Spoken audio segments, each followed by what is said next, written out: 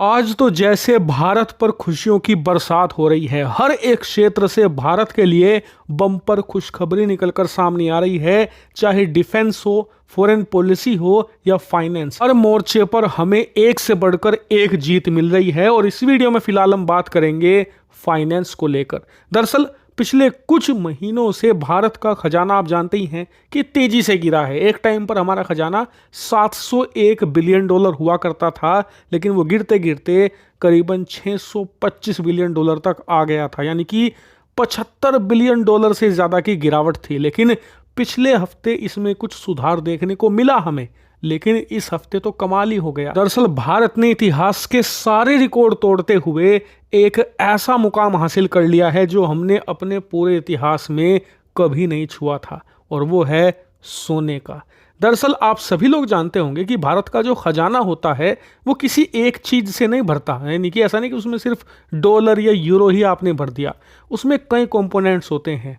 Dollar होता है, euro होता है, चीन का युआन भी होता है, जापान का येन, यानी कि हर देश की मुद्रा होती है, कोई थोड़ी मात्रा में, कोई ज़्यादा मात्रा में। लेकिन इसके अलावा एक चीज़ और होती है, वो है सोना। और ये किसी भी देश के खजाने का सबसे अहम हिस्सा होता है। एक तरीके से कोई देश कितना फाइनेंशियली स्ट्रोंग है, ये बात उस देश के स्वर्ण भंडार से पता लगती है। जैसे कि अमेरिका, उसके खजाने का सबसे बड़ा हिस्सा सोना ही है।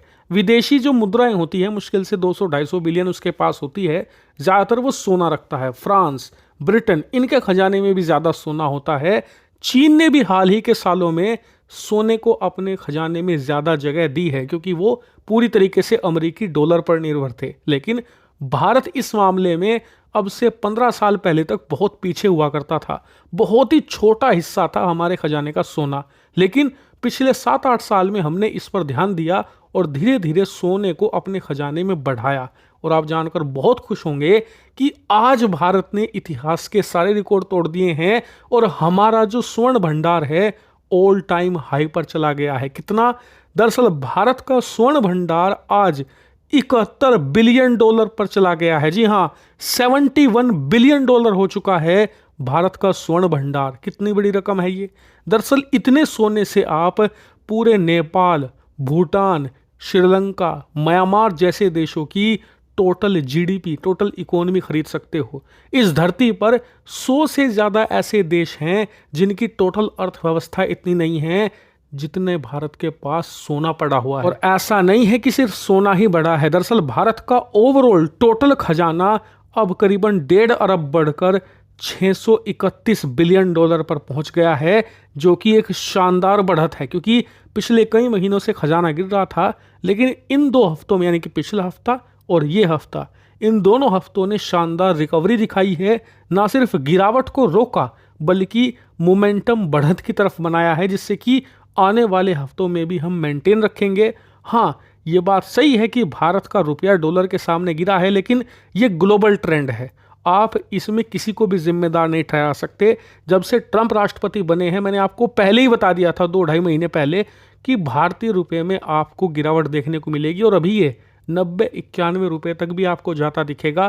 क्योंकि सिर्फ भारतीय रुपया नहीं, चीन, ब्रिटेन, जापान, रूस, सबकी करेंसी गिर रही है डॉलर के सामने, क्योंकि ट्रंप की पॉलिसीज ऐसी हैं। और इन पॉलिसीज को काउंटर करने में सभी देशों को टाइम लगेगा। और इस जो ग्लोबल ट्रेंड है करेंसी गिरने का डॉलर के सामने, उस ट्रेंड को रिवर्स करने में कुछ महीने और लग सकते हैं। जैसा कि मैंने पहले प्रिडिक्ट किया था कि मानकर चलिए कि कम से कम जून तक ये ट्रेंड बना रहेगा और भारतीय रुपया आपको 90, 91, 92 तक भी जाता दिख सकता है। लेकिन ऐसा नहीं है कि भारतीय रुपया गिरने से ही हमें नुकसान ही नुकसान हो रहा है। हमें फ़ायदा भी है, एक्सपोर्ट्स में हमें फ़ायदा है। भारत की जो छोटी कंपनियां हैं जो थोड़ी मात्रा में एक्सपोर्ट करती हैं, उन्हें फाइनेंशियली फ़ायदा होगा। बड़ी कंपनियों को तो ऑब्वियसली फ़ायदा होना ही है, जिससे कि हम ट्रंप के जो टैरिफ्स हैं उन्हें काउंटर करने में भी हमें आसानी होगी। क्योंकि जैसे जैसे भारतीय रुपया गिरता जाएगा, एक्सपोर्टर के हाथ में थोड़ी सी ताकत ये आएगी कि अगर ट्रंप 10-15% टैरिफ लगाते हैं भारतीय कंपनियों पर, भारतीय प्रोडक्ट्स पर,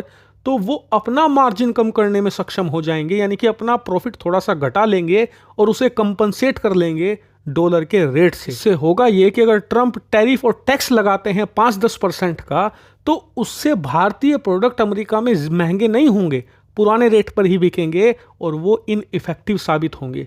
इसीलिए डॉलर का गिरना हमें नुकसान थोड़ा बहुत जरूर दे रहा है, लेकिन एक्सपोर्ट के मामले में हमें ये बहुत बम्पर फायदा देगा। और आप देखेंगे कि इस साल के एंड में जब आप एक्सपोर्ट के आंकड़े उठाकर देखोगे तो वो बहुत ही ज्यादा हाई आपको देखने को मिलेंगे। हो सकता है कि हम ऑल टाइम हाई रिकॉर्ड बना दें एक्सपोर्ट्स का अपने इस साल। हालांकि आपका इस पर क्या मानना है, कमेंट करके जरूर बताइएगा।